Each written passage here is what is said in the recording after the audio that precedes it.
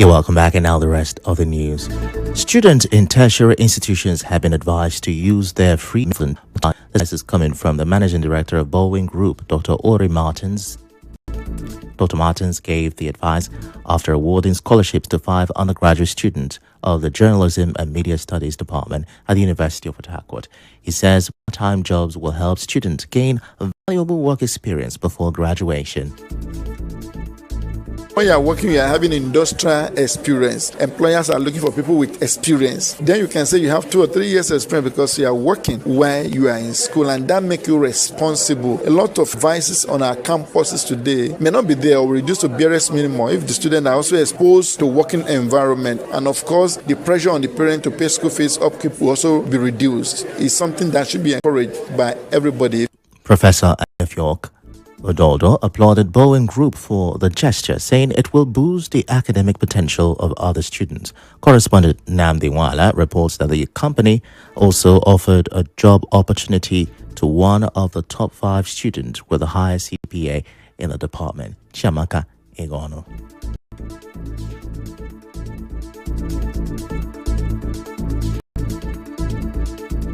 And now, Eche local government chairman, Chima Boniface Njoko, is stepping in to resolve a decade-long land dispute that has torn through the Umakoro community, damaging lives, property, and livelihood. This comes after fresh petitions were submitted to the Committee on Anti-Land Grabbing, Land Acquisition Management and Development Committee Chairman.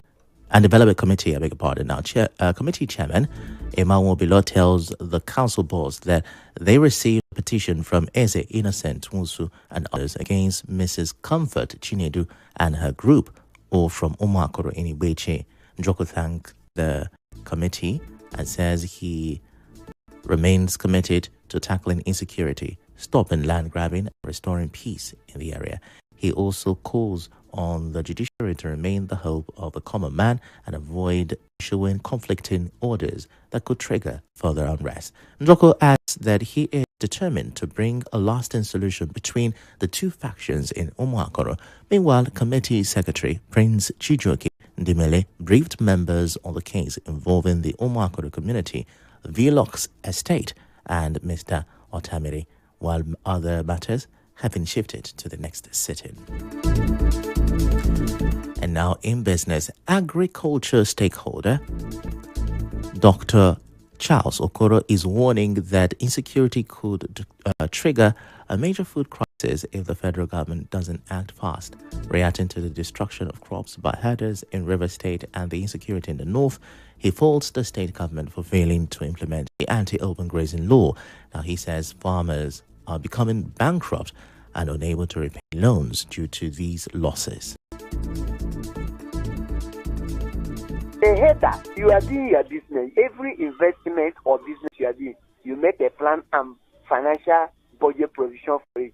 You will not be depending on other people's business environment at the detriment of the other one. So a crop farmer who has gone to the bank to secure a loan, and at the end of the day, the others will go and overgraze the farm. Overgrazing the farm equally meaning that all the man has invested on that will go to drain. Dr. Okoro adds that federal support to farmers should be based on comparative advantage, not political affiliation. In other news, the families of Da Kamabo Ejimofo Okwodu, Abby Princewell, and Da Jonah Sunday Amakri of Buguma City in Asaritoro local government area have announced the funeral program for their late matriarch, Honorable Abwani Rosaline Amakri, who died at the age of 80. In a joint statement, the families have outlined a 2-week schedule of events in honor of the late mother of Ojukaye Flag Amakri, the Director of Energy Security in the Office of the National Security Advisor. The program begins on December 15 with a novelty football match between ex-Super Eagles players and the All-Stars at the KNC ground in Buguma City. A series of songs will follow on December 17 at the Buguma Town Square. The statement adds that a traditional wake is slated for December 19 in Buguma, while an open-air interment service will be held the next day, December 20th, at the KNC field. The funeral activities will also include a medical outreach for residents from December 22nd to 24th, alongside the Santa Medical and Children's Party at the KNC Field. The 2-week celebration of life will end on December 28th with a musical concert at Abiyama in Buguma. And now, we'll bring you news from around the world.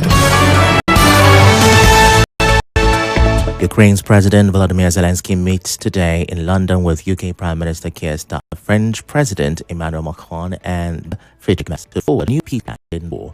The proposal was drafted last week during talks between Ukrainian and US officials in Florida and is now forming the basis of fresh diplomatic effort. On Sunday night, Donald Trump says Zelensky's negotiators loved the plan, but he also expressed disappointment that Zelensky had not yet read the proposal as of a few hours before his comment. The discussions in London are expected to focus on how quickly the plan can move toward a formal ceasefire and wider negotiations.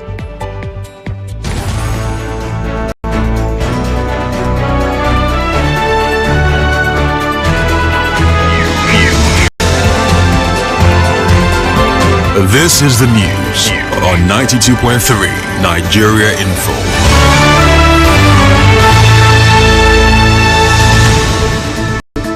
Well, that's all we have for you this hour. But before we go, here are the major headlines once again. We're reporting that reversioning of Project Soon, and we told you that the federal government was good.